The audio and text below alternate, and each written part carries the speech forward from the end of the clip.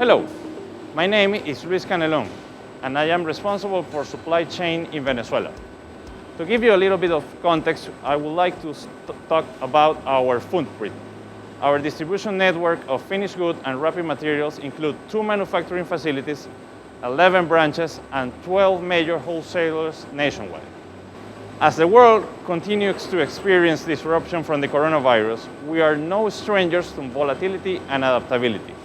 In a hyperinflationary context, we have dealt with inventory management to support as much as 1.5 price changes per month while printing price on our packets.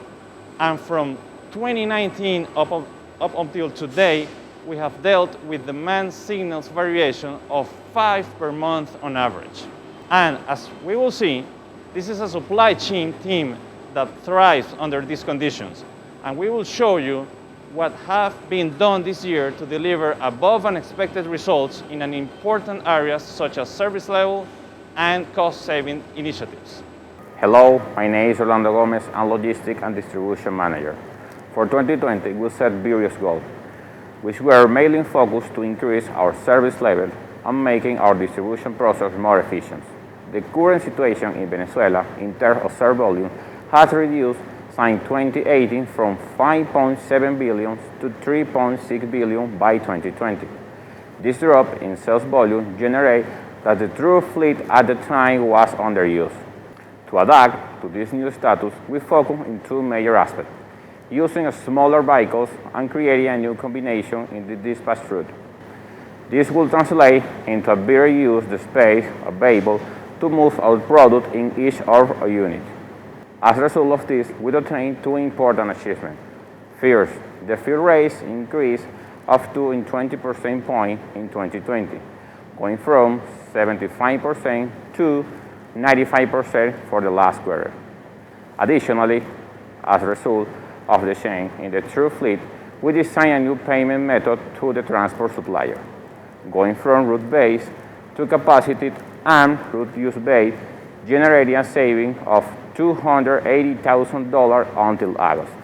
Finally, another important achievement was the activation of the new bundle warehouse, located in the central area of the country. This opening is definitely important for the company in terms of cash flow. Due to the geographic location of this warehouse, there will be the reduction in the lead time for the central western region of the country, allowing a capitalization of $300,000 for the cash flow. Hi, my name is Maria Gudelo, and I'm currently working as Supply Chain Transition Manager. The Venezuelan context is extremely volatile in all senses.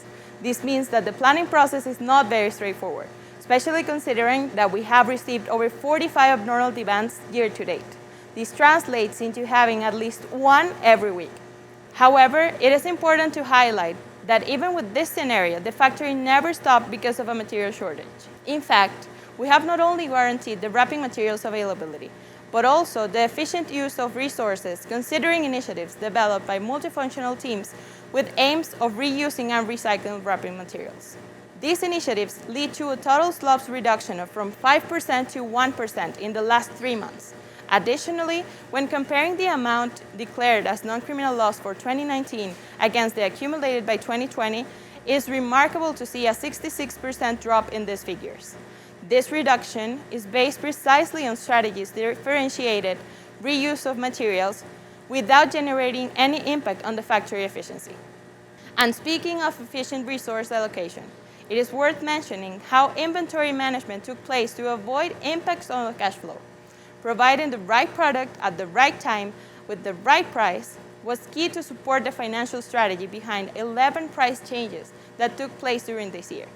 On the other hand, and one key factor that changed the inventory management scenario was the introduction of unmarked price productions.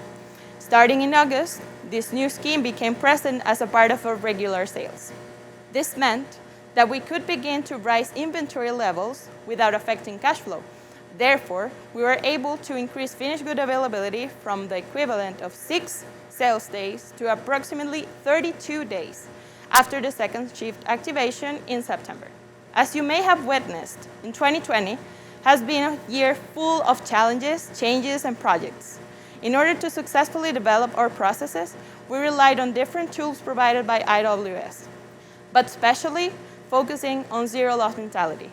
We encouraged the implementation of value stream mapping for the first time in Venezuela, where over 40 initiatives were elaborated based on recoverable losses of around 590K for the next 2 years. 35% of those initiatives are now being executed in 2020. All these improvements have translated into an increase in FFR from 2019 of 99.5% to 100% year-to-date in 2020, which is best in class in AMSA. But as we aim to close 2020 with excellent results, we are not losing sight of 2021.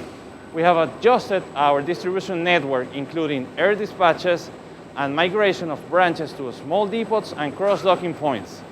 But with the addition of the new bonded warehouse, we expect to run a full network design review by early 2021 to make sure that we leave no stone unturned. As the pandemic situation evolves, we will resume a pilot project for distribution with one of the major rum distilleries in the country. And of course, we will try to keep that service level in the 100%. Finally, we have laid a solid foundation on IWS so that the supply network pillar can accompany the factory in reaching the Phase 1 certification in 2021. Thank you very much.